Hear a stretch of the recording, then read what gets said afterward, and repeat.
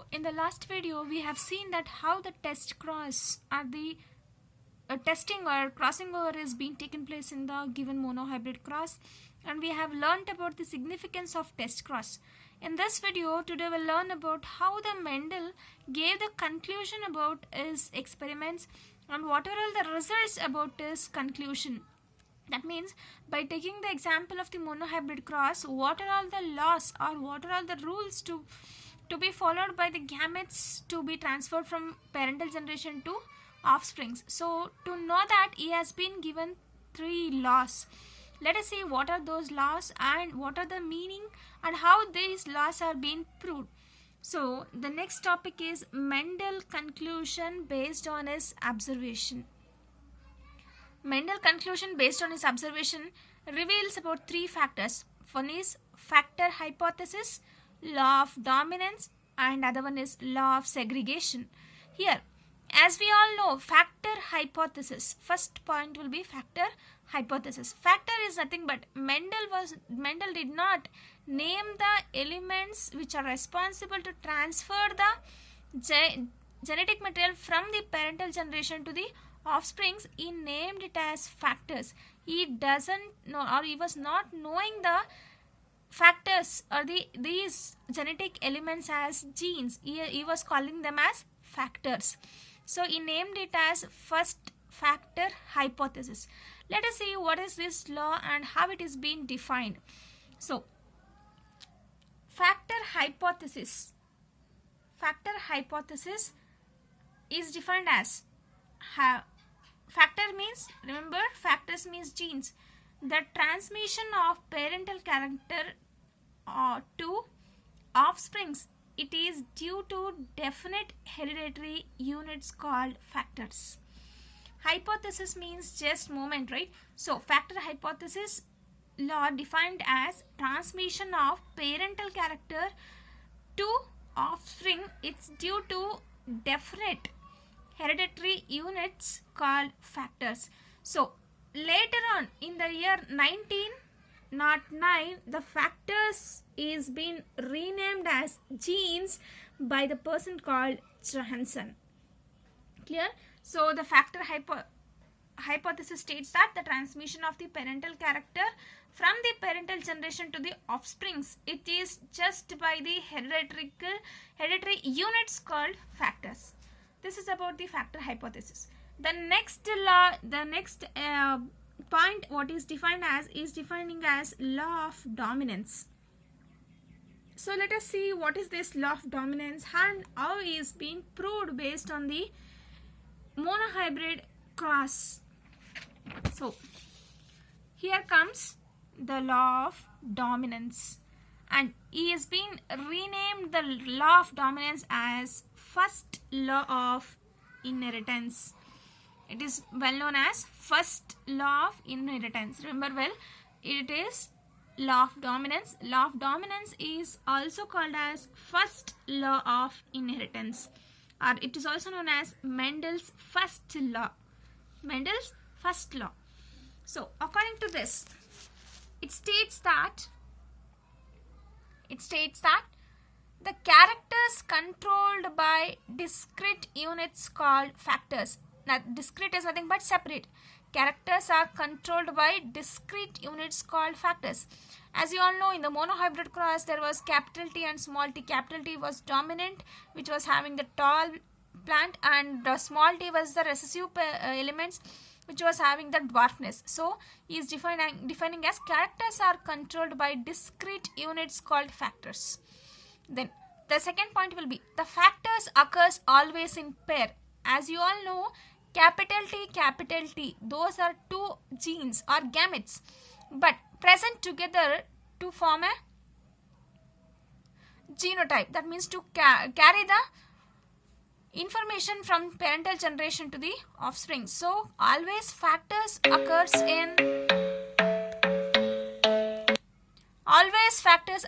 in pairs. Next, it is also it is also stated as in a dissimilar pair of factors, one member of the pair dominant and the other one is recessive.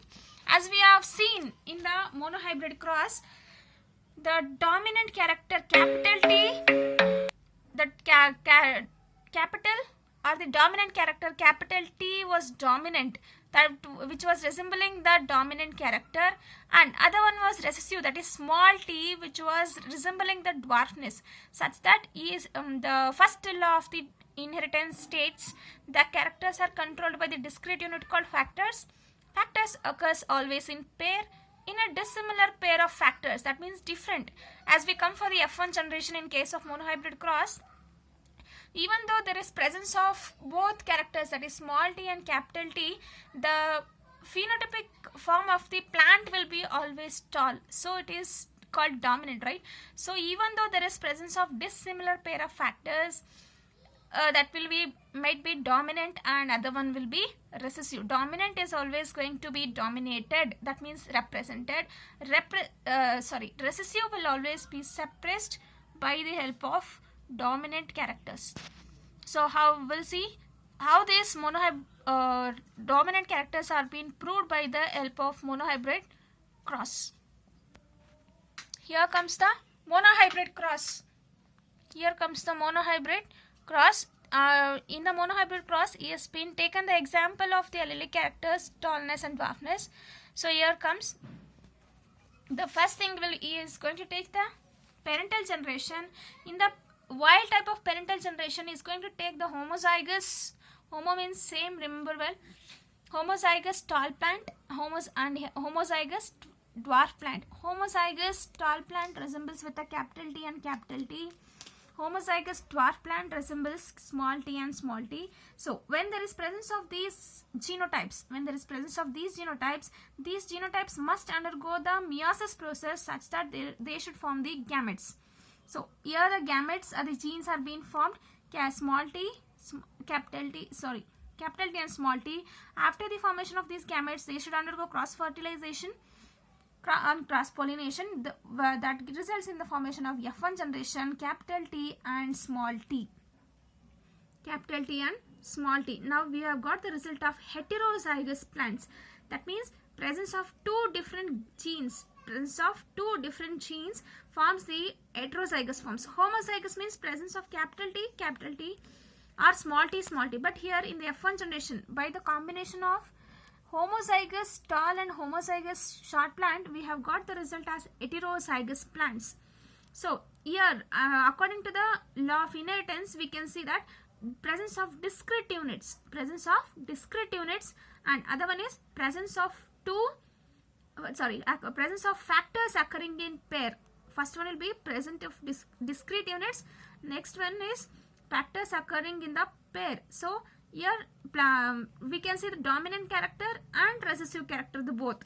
But the plant phenotypically it is represented as tall plant because the presence of tall or dominant capital T character. This is how he has been proved the law of dominance based on his experiment. So after the formation of F1 generation, is going to cross fertilize to get more examples or more successive generation for the F2 generation, self-crossing the F2 generation. He is going to take the in the F2 generation he is going to self-cross the F1 generation, such that in the the result of the F1 generation was a heterozygous tall plant. So he has been taken male heterozygous tall plant, and other one is heterozygous dwarf plant.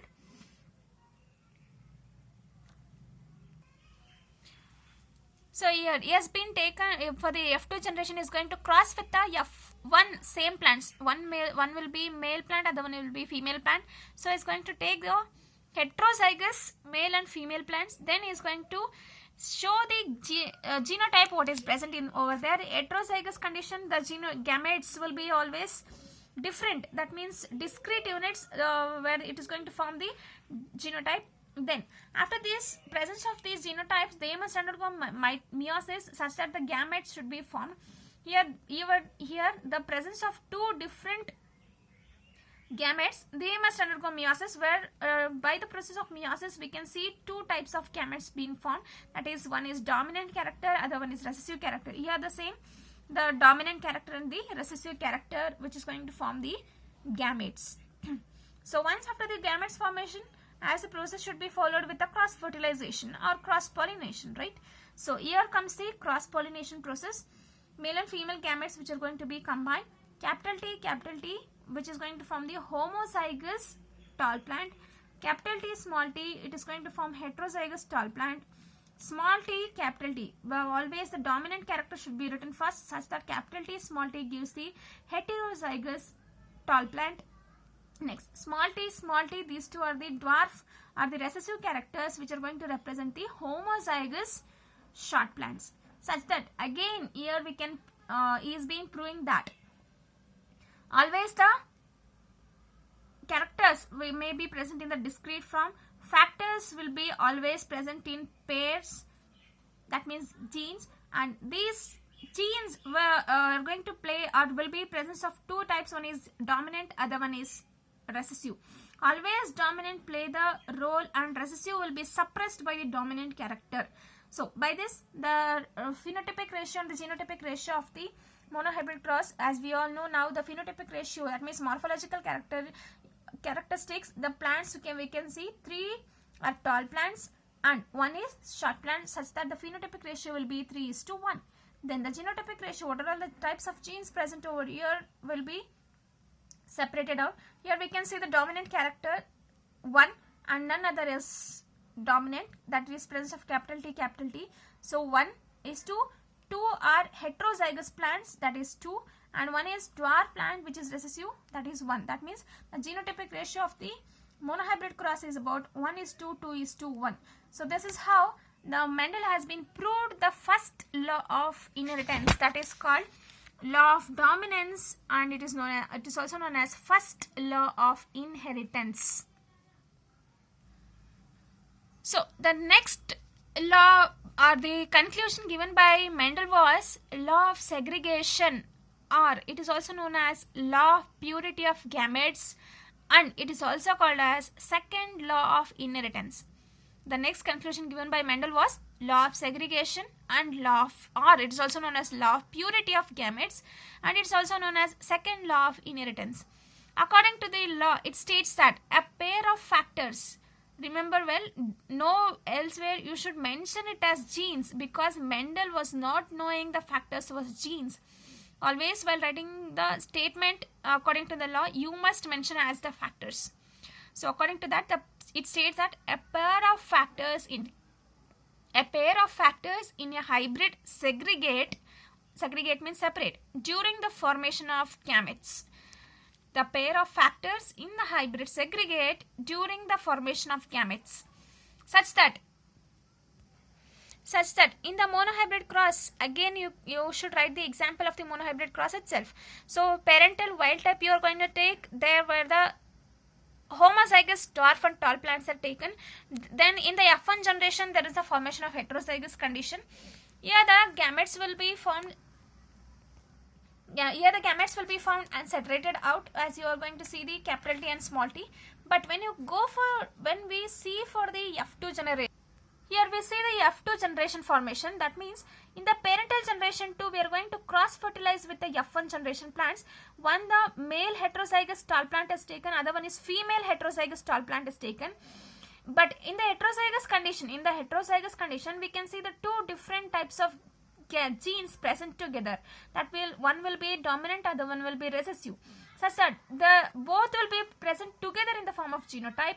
But when it comes for the gamete formation, it is going to separate out by each other. They are not going to stay together. Remember well, when they are coming for the gametes formation, these both are going to be separated out. They doesn't stay together, such that here by this separation process of the gametes, the law of segregation is being stated. That means the purity of genes will be carried as the same from parental generation to the offsprings, such that by this formation of the gametes, Mendel has been proved the law of segregation or purity of genes, and it is also named as second law of dominance, such that same thing again the F2 generation will be carried out, and he has been given with the phenotypic ratio and genotypic ratio.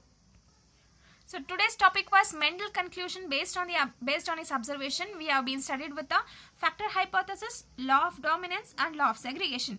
Factor hypothesis means nothing but how the factors are being followed from the parental generation to the offsprings. The law of dominance, it's also known as first law of inheritance.